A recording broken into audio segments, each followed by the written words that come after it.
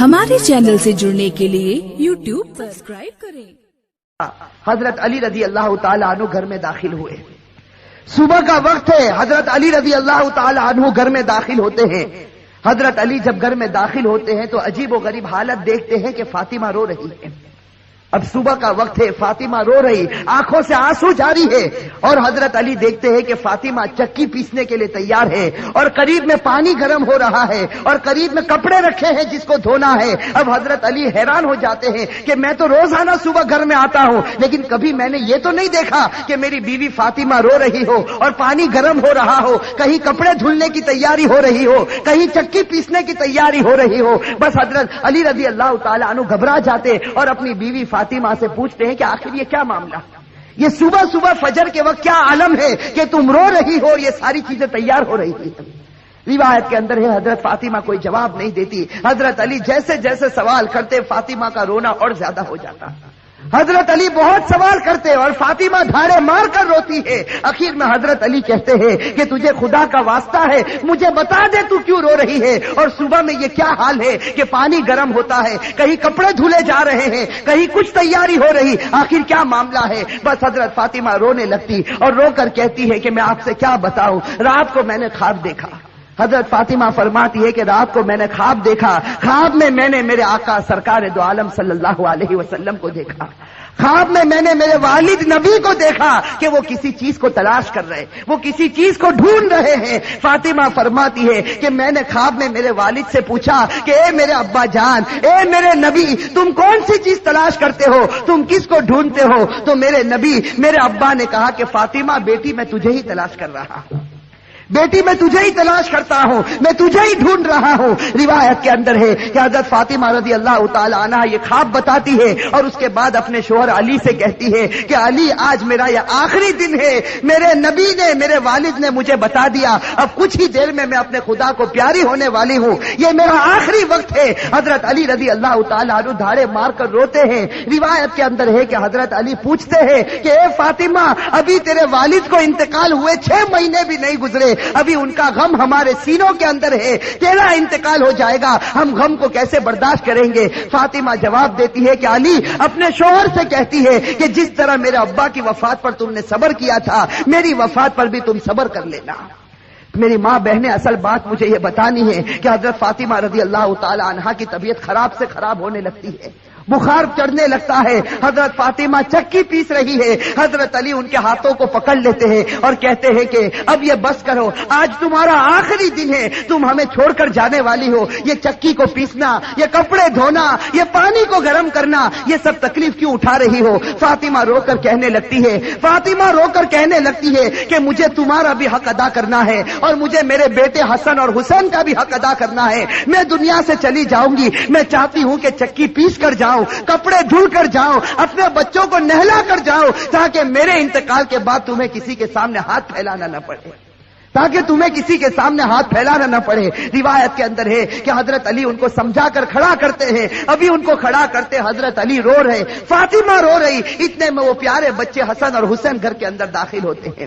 میرے بھائیو، سوچو اس ماں کے دل کے اوپر کیا گزرتی ہوگی جو اپنے بچوں کو، حسن اور حسین کو آخری مرتبہ دیکھتی ہے۔ حضرت فاطمہ دونوں بچوں کو اپنے سینے سے لگا لیتی ہے، حضرت علی رو رہے، فاطمہ روتی، ان کا رونا دیکھ کر وہ 2 معصوم بچوں کو رونا آ جاتا۔ وہ 2 معصوم بچے جب روتے ہیں اور اپنی ماں سے پوچھتے ہیں کہ ماں تو کیوں روتی ہے، اپنے باپ سے پوچھتے ہیں کہ ابا جان تم کیوں روتے ہو، علی کوئی جواب نہیں دیتے، فاطمہ کوئی جواب نہیں دیتی۔ فاطمہ صرف بچوں سے اشارہ کرتی ہے کہ تم میرے والد کی قبر کے اوپر چلے جاؤ، تم میرے نبی کی قبر پر چلے جاؤ۔ تاریخ میں یہ بات لکھی ہے کہ حسن اور حسین دونوں معصوم بچے ہیں، دونوں لاڈلے بچے ہیں، نبی کی قبر کے اوپر جاتے ہیں، ابھی قبر کے اوپر کھڑے ہوتے ہیں کہ اندر سے آواز آتی ہے، حضرت محمد رسول اللہ صلی اللہ علیہ وسلم کی آواز آتی ہے کہ اے میرے نواسے، تم اپنی ماں کے پاس چلے جاؤ، میرے پاس تو تم بعد میں بھی آ سکتے ہو، لیکن آج آخری دن ہے، اس دن کے بعد تمہیں اپنی ماں کا چہرہ نظر نہیں آئے گا۔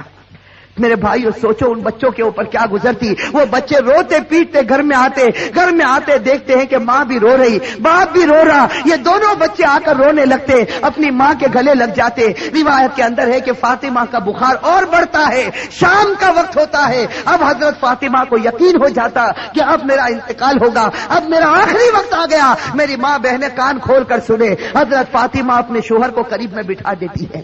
حضرت فاطمہ علی رضی اللہ تعالی عنہ کو قریب میں بٹھاتی ہے اور حضرت فاطمہ کہتی ہے, اپنے شوہر سے کہتی ہے کہ میں 3 بات تمہارے سامنے رکھتی ہوں. میری ماں بہنیں اس بات کو سنیں اور سوچیں کہ ہم اپنی زندگی کو کیسے بدلیں. وہ فاطمہ رضی اللہ تعالی عنہا جو اللہ کے رسول کی لاڈلی تھی, وہ فاطمہ رضی اللہ تعالی عنہا جو اس امت کے واسطے اپنے پیٹ پر پتھر باندھتی تھی, وہ فاطمہ رضی اللہ تعالی عنہا پیشانی پر ہمارے نبی نے بوسا دیا, وہ فاطمہ رضی اللہ تعالی عنہا جن کے بارے میں ہمارے نبی نے کہا سیدۃ نساء اہل الجنہ فاطمہ رضی اللہ تعالی عنہا کہ جنت میں عورتوں کی اگر سردارن بنے گی تو حضرت فاطمہ رضی اللہ تعالی عنہا بنے گی. وہ فاطمہ رضی اللہ تعالی عنہا کا آخری وقت ہے, پیشانی کے اوپر پسینہ ہے, اپنے بستر پر لیٹی ہوئی ہے اور بخار بڑے زوروں کے اوپر ہے. اپنے شوہر کو قریب بٹھاتی ہے اور پہلا جملہ کہتی ہے, حضرت علی سے کہتی ہے, ان کے شوہر ہے قریب میں, معصوم بچے بیٹھے رو رہے, کبھی اپنی ماں کا منہ دیکھتے ہیں, کبھی اپنے باپ کا منہ دیکھتے ہیں. حضرت فاطمہ اپنے شوہر سے کہتی ہے کہ علی معلوم نہیں تمہارے نکاح میں آنے کے بعد میری طرف سے تم کو کتنی تکلیف پہنچی ہوگی. فاطمہ کہہ رہی کہ اے میرے شوہر معلوم نہیں جب سے میں تمہاری نکاح میں آئی ہوں معلوم نہیں میری وجہ سے تم کو کتنا دکھ اٹھانا پڑا ہوگا, تم کو میری وجہ سے کتنی تکلیف اٹھانی پڑی ہوگی. فاطمہ کہتی ہے میرے شوہر خدا کے واسطے میرے مرنے سے پہلے مجھے معاف کر دے.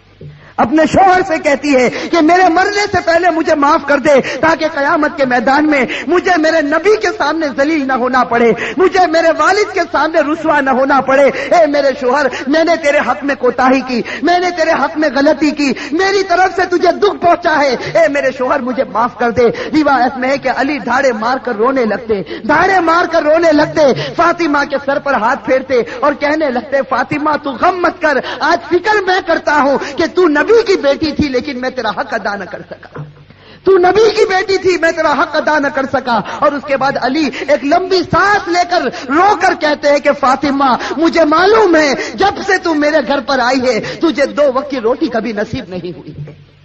میرے بھائیو روایت کے اندر ہے کہ فاطمہ رضی اللہ تعالی عنہا دھاڑے مار کر روتی ہے اور کہتی ہے, ایک دوسری بات کہتی ہے کہ میرے شوہر میرے انتقال کے بعد تمہیں جس عورت کے ساتھ نکاح کرنا ہو کر لینا.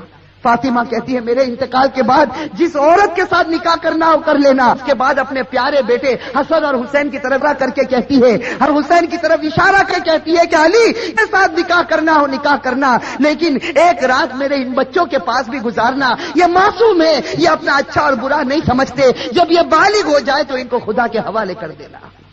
اور تیسری بات میری ماں بہنیں کان کھول کر سنیں, یہ ہمارے نبی کی بیٹی کی آخری وصیت, ہمارے نبی کی لاڈلی بیٹی کی آخری وصیت. حضرت فاطمہ رضی اللہ تعالی عنہا فرماتی ہے کہ اے میرے شوہر, حضرت علی سے کہتی ہے کہ میرے شوہر جب میرا انتقال ہو جائے تو کسی کو نہ بلانا, جب میرا انتقال ہو جائے, جب میری وفات ہو جائے کسی کو نہ بلانا. حضرت علی بڑے جوش میں آ جاتے اور کہتے ہیں کہ تو نبی کی بیٹی ہے اور تو کہتی کسی کو نہ بلانا, میں تو سارے مدینے والوں کو بلاؤں گا, میں انصار کو بلاؤں گا, میں مہاجرین کو بلاؤں گا, میں پورے مدینے کو تیرے جنازے میں جمع کر دوں گا. حضرت فاطمہ اشارے سے کہتی ہے کہ نہیں, میرے جنازے میں کسی کو نہ بلانا, میرے جنازے میں صرف تم ہوں گے اور میرے یہ 2 معصوم بیٹے ہوں گے, ان کے سوا میرے جنازے میں کوئی نہ آئے. حضرت علی پوچھتے آخر وجہ کیا ہے؟ حضرت فاطمہ رونے لگتی اور رو کر کہنے لگتی ہے کہ میرے والد نے مجھ سے کہا تھا کہ بیٹی پردے میں رہنا, میرے والد نے مجھ سے کہا تھا بیٹی پردے میں رہنا, میں نے میری والد کی بات کو پورا کر لیا. زندگی میں کسی مرد نے میرے بدن کو نہیں دیکھا, میں چاہتی ہوں کہ موت کے بعد بھی کوئی میرے بدن کو نہ دیکھے, میں چاہتی ہوں موت کے بعد بھی کوئی غیر آدمی میرے جسم کی طرف نگاہ نہ اٹھائے. میری ماں بہنیں آج اسی بات سے ہمیں شرم آتی ہے. آج ہماری ماں بہنوں کو کہا جائے کہ بھائی پردہ کر لو, اور ہمارے جوانوں کو کہا جائے کہ تیرا چہرہ ایسا بنا دے جو چہرہ تیرے نبی کا تھا, تو میرے بھائیوں ہمیں پسند آتا ہے. میرے بھائیوں ہمارے جوانوں سے پوچھو کہ بھائی چہرے پر داڑھی رکھ لے، ہماری ماں بہنوں کو کہو پردہ کر لے، میرے بھائیوں یہ ہمیں پسند نہیں آتا۔ بتاؤ اگر نبی سے سچی محبت ہوتی، فاطمہ سے سچی محبت ہوتی تو فاطمہ کی آخری وصیت ہے کہ زندگی میں کسی نے میرے بدن کو نہیں دیکھا، میں چاہتی ہوں کہ موت کے بعد بھی کوئی میرے بدن کو نہ دیکھے۔ روایت کے اندر ہے یہ تین باتیں کہہ کر فاطمہ ایک عجیب و غریب جملہ کہتی ہے اور ہمیشہ کے لیے خدا کو پیاری ہو جاتی۔ آخری جملہ حضرت علی سے کہتی ہے کہ علی آج میں نے روزہ رکھا ہے۔ میرے بھائیو سنو، حضرت فاطمہ کہتی ہے کہ علی آج میں نے روزہ رکھا ہے، خواب میں میرے والد میرے نبی نے مجھ سے کہا تھا کہ سحری علی کے دسترخوان پر کرنا، افطار انشاءاللہ میرے دسترخوان پر ہوگا۔ بس یہ جملہ کہہ کر فاطمہ ہمیشہ کے لیے اٹھ جاتی ہے۔ روایت کے اندر میرے بھائی اصل بات مجھے یہ بتانی ہے کہ آخرت کا معاملہ بڑا خطرناک معاملہ ہے۔ حضرت فاطمہ رضی اللہ تعالی عنہا کو کفن پہنایا جاتا۔ روایت کے اندر ہے وہ عجیب و غریب منظر تھا کہ جب فاطمہ کا جنازہ اٹھا، 6 مہینے پہلے ہمارے نبی کا جنازہ اٹھا تھا، اس وقت پورا مدینے نے غم منایا تھا۔ آج 6 مہینے کے بعد ان کی لاڈلی بیٹی خدا کو پیاری ہوتی ہے۔ روایت میں جب ان کے گھر جنازہ اٹھتا ہے، جردے کے ایک پائے کو علی نے اپنے کندھے پر ہے، دوسرے پائے بڑے بیٹے حضرت ہر اپنے کندھے پر رکھا ہے، تیسرے پائے کو حضرت نے کندھے پر رکھا، سا پایا دینے والا موجود نہیں، علی انتقال کرتے ہیں۔ اچانک صحابی سامنے سے نظر آئے جن کا نام ہم سب ہیں، حضرت ابو ذر غفاری رضی اللہ تعالی عنہ، وہ وہاں پہنچ جاتے ہیں۔ علی کہتے ہیں کہ خدا نے بھیجا ہے اور آج اللہ کے رسول کی لاڈلی بیٹی کا انتقال ہو گیا، تم ان کو کندھا دے دو۔ حضرت ابو ذر غفاری کندھا دیتے ہیں، یہ جنازہ اٹھ کر چلتا ہے۔ روایت کے اندر ہے وہ معصوم بچے رو رہے، وہ علی رو رہے، ابو ذر غفاری رو رہے۔ روایت کے اندر ہے کہ وہ قبر جہاں قبر کو کھودا گیا تھا، اب اس قبر کے اندر فاطمہ کو رکھنا ہے۔ میری ماں بہنیں کان کھول کر سنیں، جب اس قبر کے اندر فاطمہ کو رکھنا ہوتا ہے، حسن اور حسین جو معصوم بچے اپنی ماں کو جب قبر میں رکھنے جاتے ہیں تو بے چین ہو کر تڑپنے لگتے ہیں جیسے کوئی مچھلی بغیر پانی کے تڑپتی ہے۔ حضرت علی کی آنکھوں سے آنسو جاری ہے، داڑھی مبارک تر ہو گئی ہے، کپڑا مبارک تر ہو چکا، حضرت علی رو رہے، وہ معصوم بچے روتے۔ ان کا رونا دیکھ کر حضرت ابو ذر غفاری رضی اللہ تعالی عنہ کے اندر ایک حالت پیدا ہو جاتی ہے۔ حضرت ابو ذر غفاری برداشت نہیں کر سکتے اس منظر کو۔ حضرت ابو ذر غفاری جب حضرت فاطمہ کے جنازے کو رکھنے جاتے ہیں تو قبر کے ساتھ میں بات کرنا شروع کرتے ہیں۔ ابو ذر غفاری اس قبر سے کہتے ہیں یا قبر، حضرت ابو ذر غفاری اس قبر سے کہتے ہیں یا قبر اتدری من التی جئنا بہا الیک، یا قبر اتدری من التی جئنا بہا الیک، ہذہ بنت رسول اللہ، ہذہ زوجۃ علی، ہذہ ام الحسنین۔ حضرت ابو ذر غفاری اس قبر سے کہتے ہیں کہ ایک قبر تجھے معلوم ہے ہم کس کا جنازہ لے کر آئے؟ اس لیے کہ حضرت ابو ذر غفاری سے برداشت نہیں ہوتا، وہ معصوم بچے روتے ہیں، وہ علی جیسا بہادر آج اپنی آنکھوں سے آنسو بہاتا ہے، تو حضرت ابو ذر غفاری اس قبر سے کہتے ہیں یا قبر، اے قبر تجھے معلوم ہے ہم کس کا جنازہ تیرے اندر رکھتے ہیں؟ یہ اس کا جنازہ ہے جس کو اللہ کے رسول کی بیٹی کہا جاتا، یہ اس کا جنازہ ہے جس کو علی کی بیوی کہا جاتا، یہ اس کا جنازہ ہے جس کو حسن اور حسین کی ماں کہا جاتا۔ روایت کے اندر ہے کہ ابو ذر غفاری جنازے کو رکھتے یہ جملہ کہتے ہیں، قبر کے اندر سے آواز آتی، قبر کے اندر سے آواز آتی یا ابا ذر، اے ابو ذر، ھذا لیس بیت نسب ولا حسب، کہ ابو ذر یہاں خاندان مت گناؤ، یہاں خاندان اور رشتے مت گناؤ، یہاں تو یہ بتاؤ اچھے عمل کر کے کون آیا اور برے عمل کر کے کون آیا۔ میرے بھائیو یہ جو جملہ قبر کے اندر سے نکلا تھا یہ فاطمہ کے لیے نہیں نکلا تھا، یہ فاطمہ کے لیے نہیں نکلا تھا۔ حضرت فاطمہ بخشائی خدا کی بندی ہے، ہمارے نبی نے بشارت دی ہے کہ وہ جنتی ہے، لیکن یہ جملہ ہمارے لیے، ہماری ماں بہنوں کے لیے نکلا تھا کہ جب قبر کے سامنے تمہارا جنازہ آ گیا، اب یہ مت بتاؤ تمہارے پاس بنگلہ تھا یا گاڑی تھی، تم کون سے خاندان سے تعلق رکھتے تھے، تم کس زمین پر رہتے تھے، اب خدا کو کوئی پرواہ نہیں، اب تو یہ بتاؤ خدا کے رسول کو مان کر آئے ہو یا نافرمانی کر کے آئے ہو؟ اگر مان کر آئے ہو تو جنت کا باغ ہے، اور میرے بھائیوں نافرمانی کر کے آئے ہو تو اللہ حفاظت فرمائے، وہ جہنم کے گڑھوں میں سے ایک گڑھا ہے۔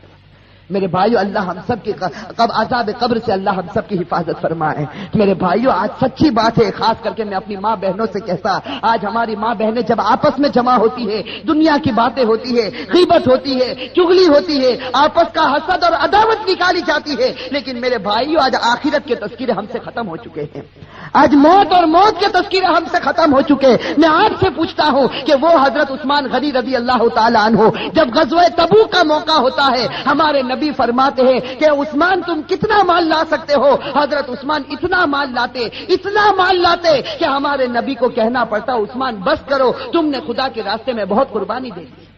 اور پھر ہمارے نبی کہتے ہیں کہ عثمان کو قریب بلاتے اور کہتے ہیں کہ عثمان آج تم نے اتنا مال دیا خدا کے راستے میں کہ خدا تم سے اتنا خوش ہو گیا کہ اگر اب تم سے کوئی گناہ ہوگا تو خدا تمہاری پکڑ نہیں کرے گا۔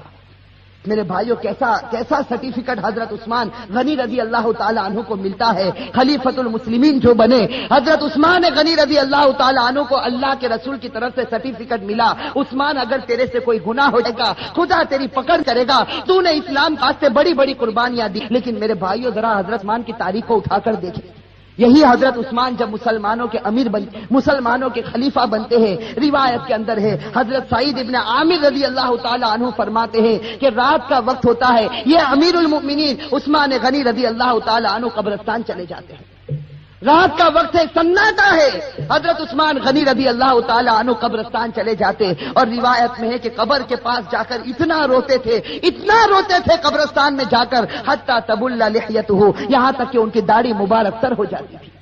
اور لوگ آ کر عثمان سے پوچھتے تھے تذکر الجنت والنار فلا تبکی وتبکی من ھذا، کہ عثمان تم جنت کا تذکرہ کرتے ہو، تم جہنم کا تذکرہ کرتے ہو، لیکن اتنا نہیں روتے، کیا بات ہے کہ تم قبرستان میں جاتے ہو تو اتنا روتے ہو؟ اس وقت عثمان غنی رو کر جواب دیتے تھے کہ میں میرے نبی کو یہ کہتے ہو سنا، ان القبر لمنزل من منازل الاخرہ فان نجا منه فما بعده اثر منه وان لم ينجو منه فما بعده اشد منه۔ حضرت عثمان کہتے تھے کہ میں نے میرے نبی کو یہ کہتے ہوئے سنا ہے قبر آخرت کی منزلوں میں سب سے پہلی منزل ہے۔